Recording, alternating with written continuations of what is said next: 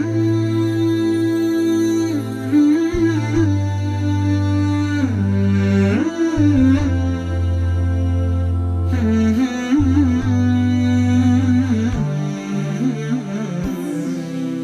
اللہ الرحمن الرحیم۔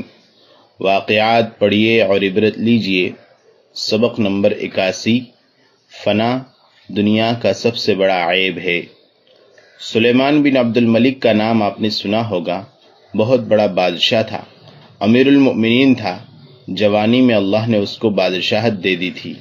بڑا دبدبے والا اور حسین و جمیل بھی تھا۔ ایک دن اس نے اپنے آپ کو خوب اچھی طرح سنوارا، بنایا، بہترین کپڑے پہنے، امامہ باندھا، خوشبوئیں لگائیں، بہت ساری چیزوں سے اپنے آپ کو سجایا اور خدا کے کرم سے حسین و خوبصورت بھی تھا۔ اس کے بعد اپنے دربار میں آیا اور اپنے آپ پر وہ پھولے نہیں سما رہا تھا۔ سب لوگ دیکھ کر اس کی تعریف کرنے لگے۔ اتنے میں اس کی ایک باندی آئی۔ جب باندی آئی تو وہ باندی کو دیکھ کر مسکرایا اور پھر اس کے بعد کہا کہ میں کیسا لگ رہا ہوں؟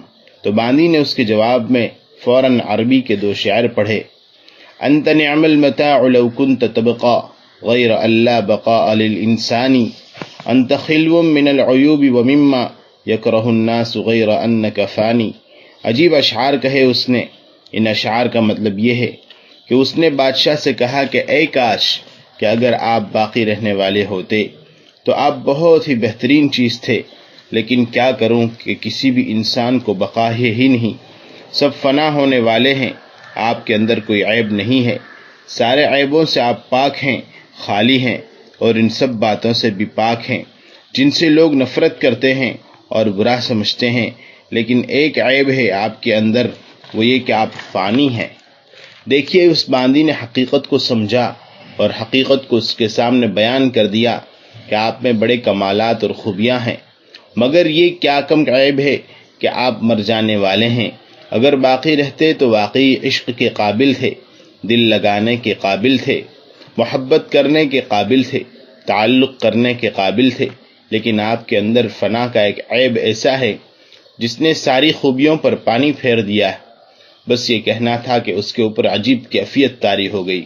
اس کے بعد اس نے مجلس ختم کر دی اور باندی کو اپنے کمرے میں بلایا اور بلا کر کہا کہ تو نے میرے بارے میں یہ کیوں کہا؟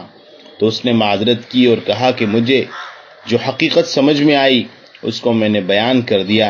اس کے بعد اس نے اس کو انعام بھی دیا اور کہا کہ میری آنکھیں تو نے کھول دیں۔ اسی کے چند دن کے بعد اس کا انتقال ہو گیا۔ جوان ہی تھا، جوانی ہی میں اس کی وفات ہو گئی۔ بتانا یہ چاہتا ہوں کہ یہ دنیا کیسی ہی خوبیوں کی مالک کیوں نہ ہو، لیکن اس کے اندر یہ عیب تو ہے ہی کہ یہ تو فنا ہونے والی ہے۔ سورج سے کیا دل لگانا، چاند سے کیا دل لگانا، آسمان سے کیا دل لگانا، زمین سے کیا دل لگانا، عورت سے کیا دل لگانا، یہ تو دل لگانے کے قابل نہیں بلکہ دل سے نکالنے کے قابل ہیں۔